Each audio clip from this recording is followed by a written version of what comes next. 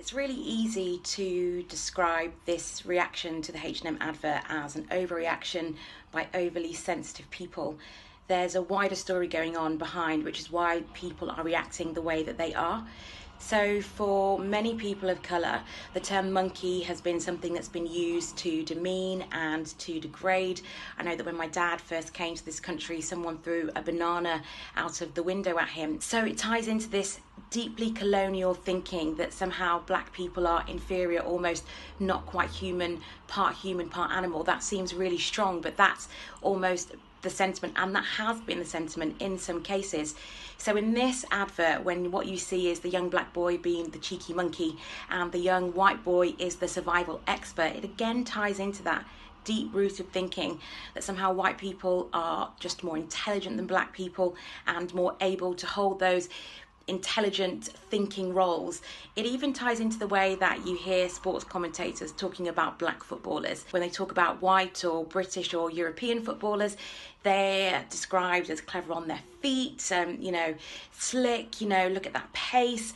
When it's a black person, they're often talking about aggression or almost a beast-like instinct. The same things happen to Serena Williams on the tennis courts. This is not a one-off instant. So what it is it's pulling again on this old way of thinking. And so that's why for so many black people, as myself, it holds a deeper meaning when you see that positioning. And then this ties into so many thinkings of how it goes into schools and how teachers view young black boys and young black girls, seeing them as naughty, as rascals.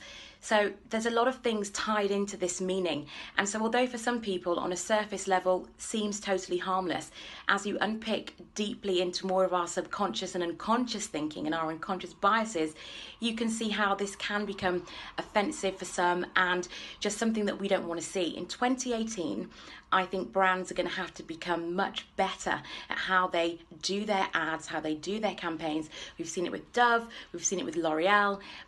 Undiverse comms teams are going to be a real liability for big brands in 2018. You have to have someone who can explain to you the symbolism of what some of these things mean to different communities. And we're talking about the black community, the Asian community, the Chinese community, the LGBT community, the disabled community. Everyone has things that are deeply rooted. So when you show these harmless pictures, what they're actually tying into is long held beliefs that really do need to be eradicated.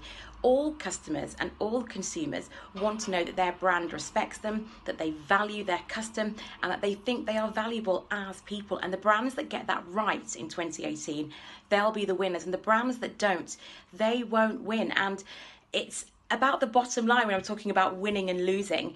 The bottom line can be affected. So although it seems like a big storm, this will remain in the minds of many, many people of colour long when this is out of the newspaper headlines, long when it's off social media. They'll remember H&M as that company that did that racist ad.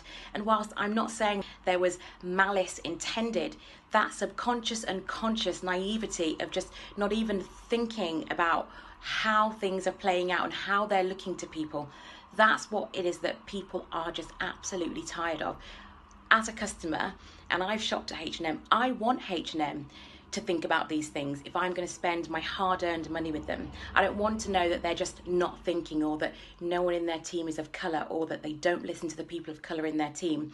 If I'm going to spend my money with you as a business, as a brand in 2018, I need to know that our values are aligned. I think we're having a shift to a more value-based consumer. So it's not going to be good enough. And this goes right across the board. Brands, organisations, charities, anything where people are giving you their money, people are going to want to see a lot more accountability from them, respecting their customer base. So yes, many people call their children cheeky monkeys. It seems harmless, but in the context of the history of black people and that word, that's why it's become offensive.